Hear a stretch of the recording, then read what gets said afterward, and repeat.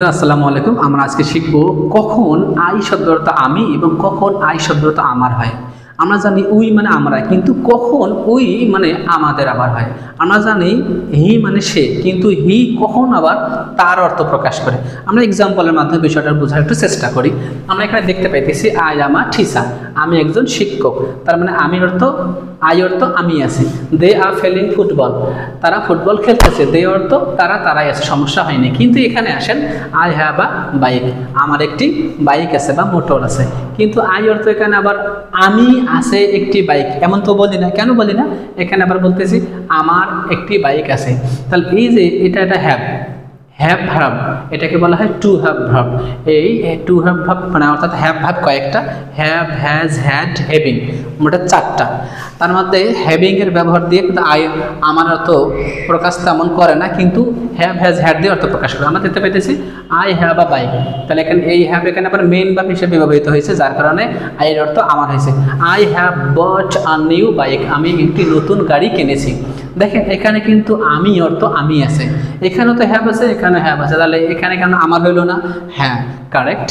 এখানে হ্যাভ থাকার কারণে আমার হইলো, কারণ হ্যাভটা এখানে মেইন ভার্ব হিসেবে ব্যবহৃত হয়েছে, বাট এখানে হ্যাভ হেল্পিং ভার্ব হিসেবে ব্যবহৃত হয়েছে, যার কারণে এই হ্যাভ কোনোটা ইফেক্ট ফলাইতে পারেনি সাবজেক্টের উপর, যার কারণে এখানে আই অর্থ আই হবে। আবার এখানে দেখতেছে she is a cute girl, সে একজন সুন্দর মেয়ে, ভালো মেয়ে। সে একজন সুন্দর মেয়ে, ভালো মেয়ে, তো এখানে শির অর্থ সে আছে, কোনো পরিবর্তন হয়নি। কিন্তু এখানে she has a cute doll, তার একটি সুন্দর পুতুল আছে। তাহলে এখানে আবার কি তার আছে, তার কেন অর্থ হইলো? ওই যে হ্যাজটা কি হিসেবে ব্যবহৃত হয়েছে, এখানে মেইন ভার্ব হিসেবে ব্যবহৃত হয়েছে, যার কারণে এই শির অর্থ তিনি বা সে না হয়ে তার হয়ে গেল। আবার যদি এখানে হ্যাজ না দিয়ে আমরা হ্যাড দেই, আচ্ছা এখানে হ্যাজ থাকলে আমরা এখানে হ্যাডটা দেই, তাহলে অর্থ কি হবে? তার একটি সুন্দর পুতুল ছিল, এখানে আছে আর হ্যাড মানে ছিল, তার মানে তার অর্থের কোনো পরিবর্তন হলো না, টেন্সের পরিবর্তন হলো, কিন্তু এই তার সে মানে যে তার এটার কোনো পরিবর্তন হইল না। এখানে রহিম ওয়াজ আ ডক্টর, রহিম ছিলেন একজন ডাক্তার, আচ্ছা, বা চিকিৎসক, কিন্তু রহিমে আছে, কোনো পরিবর্তন হয় নাই। এখানে আবার দেখেন রহিম হ্যাজ আ কম্পিউটার, রহিমের একটা কম্পিউটার আছে, রহিমের, তার মানে কি পসেসিভের মতো অর্থ প্রকাশ করলো, রহিমের একটি কম্পিউটার আছে। কারণটা হলো এই হ্যাজ এখানে মেইন ভার্ব হিসেবে ব্যবহৃত হয়েছে, কোনো হেল্পিং ভার্ব হিসেবে না। আবার দেখতেছি আই নিড আ কার, আমার একটি গাড়ি প্রয়োজন। আমরা কিন্তু কখনো বলি না আই নিড আ কার, আমি একটি গাড়ি প্রয়োজন, আমরা এখানে বলি না, বলি কি আমার একটি গাড়ি প্রয়োজন। তারপরে হচ্ছে you possess a new car, তোমার একটি নতুন কি আছে, কার আছে, গাড়ি আছে। আমরা কিন্তু কখনো বলি না তুমি একটি নতুন গাড়ি আছে, আমরা বলি তোমার একটি নতুন গাড়ি আছে। তারপরে বললাম she wants a pen to write, তার মানে আমরা এইখানে একটু কথা আছে, আমরা সবাই জানি ওয়ান্ট মানে চাওয়া, কিন্তু ওয়ান্ট মানে সবসময় চাওয়া হয় না, ওয়ান্ট মানে দরকার হয়, ওয়ান্ট মানে প্রয়োজন, ওয়ান্ট মানে অভাব, অনেক অর্থ প্রকাশ করে। তাহলে এখানে শি ওয়ান্টস, তার প্রয়োজন বা তার দরকার, আ পেন একটি কলম, টু রাইট লেখার জন্য তার একটি কলম দরকার। আমরা কি বলবো সে একটি কলম দরকার? না, আমরা বলবো তার একটি কলম দরকার।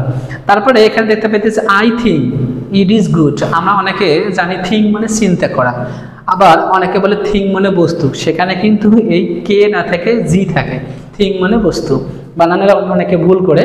তো দেখ এখানে আই থিঙ্ক আমি মনে করি, ইট ইজ গুড এটা ভালো, তাহলে আমি অর্থ আমি হইল। আবার এভাবে বলা যায় I think it is good, আমার মনে হয় এটা ভালো, তাহলে এই থিঙ্ক ভাবটা থাকার কারণে আমি অর্থ প্রকাশ করে, আবার মাঝে মাঝে আমার অর্থ প্রকাশ করে।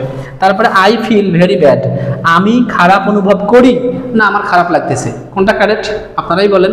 অবশ্যই হবে যে আই ফিল ভেরি ব্যাড, আমার খারাপ লাগতেছে। তার মানে এই ফিল থাকার কারণে আমরা এই যে আইটা আমি না বলে আমার বললাম। উই মানে আমরা জানি আমরা, কিন্তু উই মানে এখানে কি অর্থ? উই ওন আ কার, আমাদের একটি কি আছে, গাড়ি আছে। তাহলে ওন বা আমাদের মালিকানায়, আমাদের অধীনে একটি কার আছে।